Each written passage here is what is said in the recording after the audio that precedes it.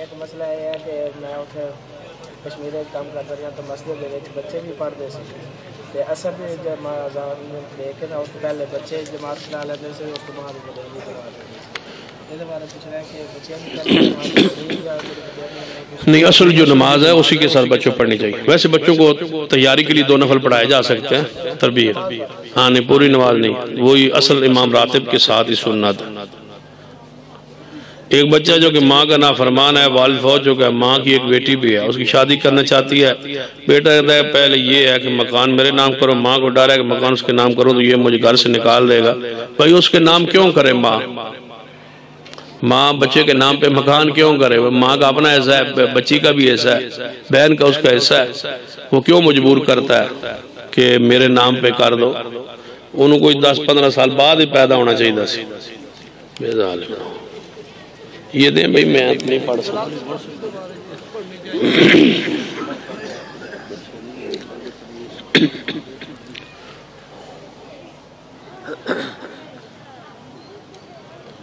صلاۃ و تسبیح حسن درجے کی روایت ہے، پڑھی جا سکتی ہے.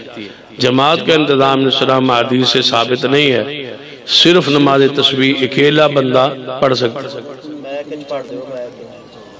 5 آدمی سنی عقیدہ ایک لڑکی ہے جی، اس کا شیعہ دا گھر رشتہ ہوا جی، اس کے چھوٹے بچے کیا زکوٰۃ دے سکتے ہیں؟ ایک آل سنہ لڑکی ہے، اس کا نکاح رافضیوں کے گھر ہوا ہے، وہ نکاح ہی نہیں ہے. زکوٰۃ تان دے سن جے نکاح ہو سی. جس طرح اہل حدیث 3 وتر پڑھتے ہیں، یہ طریقہ کس حدیث میں ہے؟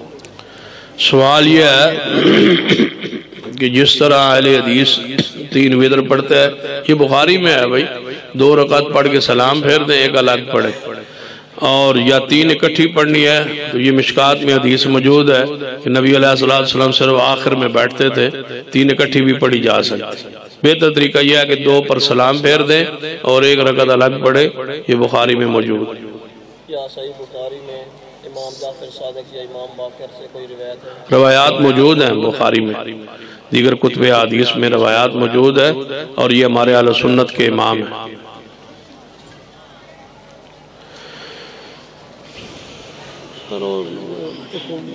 ماں بیٹا نے تو بیٹا مطلب اپنی بہن کی شادی ماں دی آنکھ نہیں کرن دینا چاہتا. بچی دی عمر دی 35 سال ہو گئی، والدہ کہتی ہے کہ اگر وہ بیٹا میرا نہیں بنتا تو میں بچی کا نکاح کر سکتا. ماں جو ہے وہ ولیہ نہیں بن سکتی، کسی اور کو ولی بنا دے.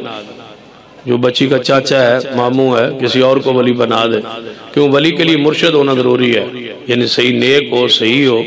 وہ کسی لالچ اور طمع میں اگر وہ آگے یا کسی ضد میں انا میں بچی کا نکاح نہیں کرتا تو ولی وہ مرشد نہیں رہتا. اس کی ولایت تبدیل کر دی جائے، جو اس کے بعد رشتہ دار ہے قریبی اس کو ولی بنا دیا.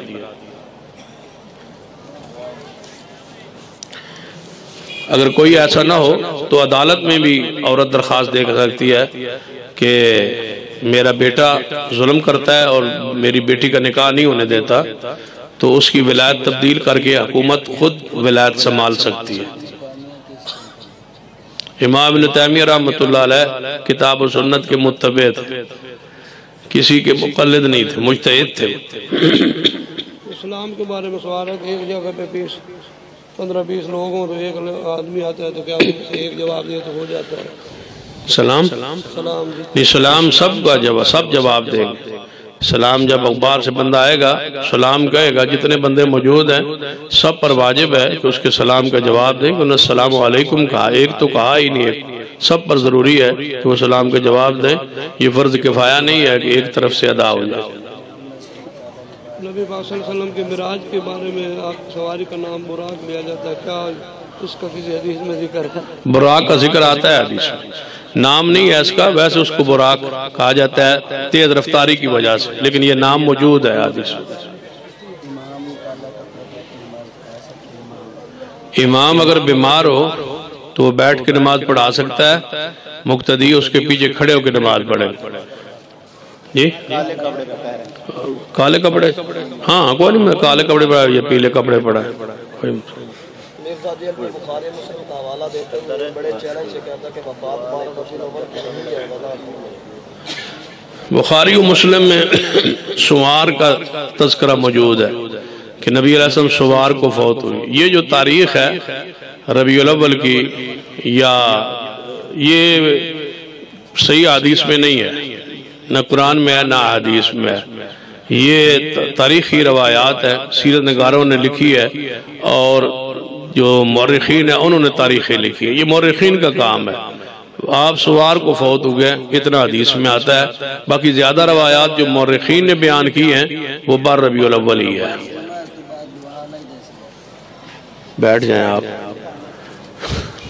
اگر کوئی آدمی سفر میں جائے، وہاں جس مقام پہ پہنچے وہاں مسجد نہیں ہے، کسی دوسرے جماعت کے پیچھے نماز پڑھ سکتے ہیں. جو سفر میں جائے وہاں اگر صحیح العقیدہ امام موجود نہیں ہے تو اپنی الگ نماز پڑھے. یا کوئی جنت میں جا سکتا ہے یا موت کے بعد زندہ ہونے کے بعد جنت میں جانا ہے؟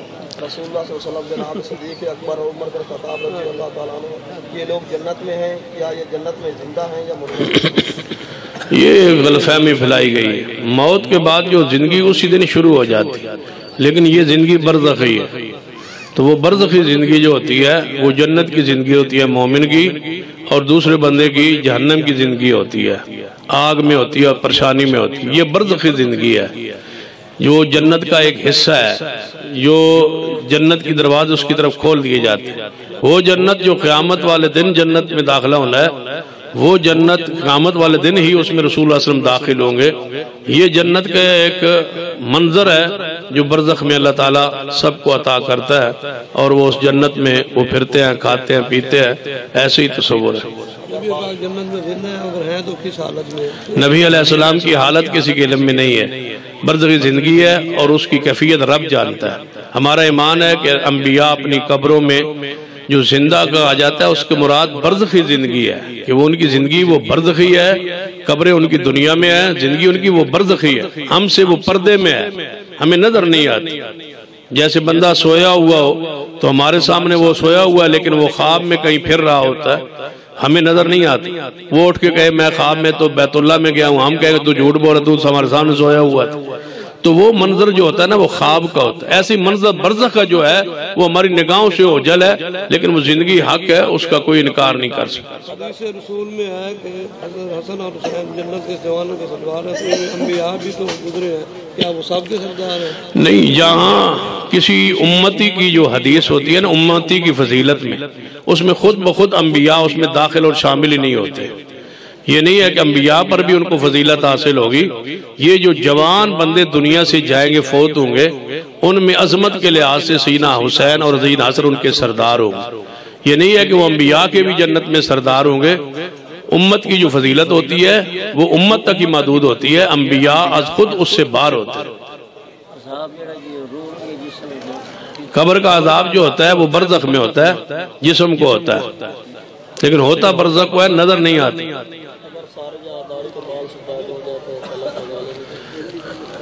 داڑھی کے بال اگر سفید ہو جائے تو ان کو نیلا کیا جا سکتا ہے، پیلا کیا جا سکتا ہے، مہندی لگائی جا سکتی ہے. مہندی اور کالا رنگ ملا کے ایک ڈارک سا بنتا ہے، وہ بنایا جا سکتا ہے. اصل پہ اور جو کالا ہے اس سے بچنا چاہیے.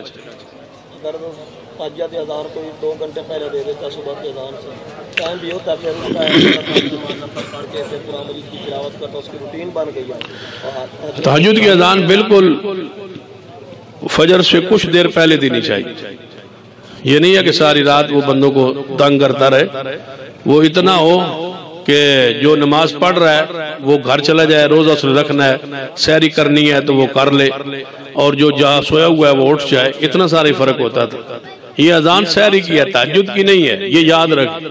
یہ اذان کا تعلق سحری کے ساتھ، کہ جو لوگ نماز پڑھ رہے ہیں وہ نماز چھوڑ دیں، گھر جائیں اور سحری کریں، یا جو سوئے ہوئے ہیں وہ اٹھ کے سحری بنا لیں.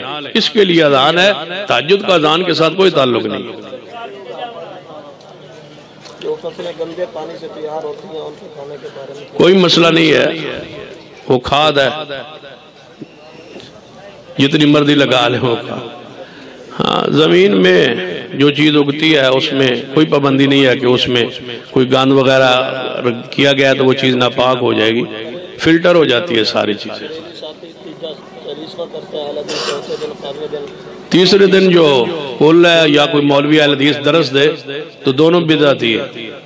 دونوں سے پرہیز کرنا چاہیے اور دونوں سے بچنا چاہیے، اور دونوں کام کو چھوڑ دینے چاہیے، اور ایسا کام نہیں کرنا چاہیے جو مسلک اور منہج اور عقیدے کے خلاف۔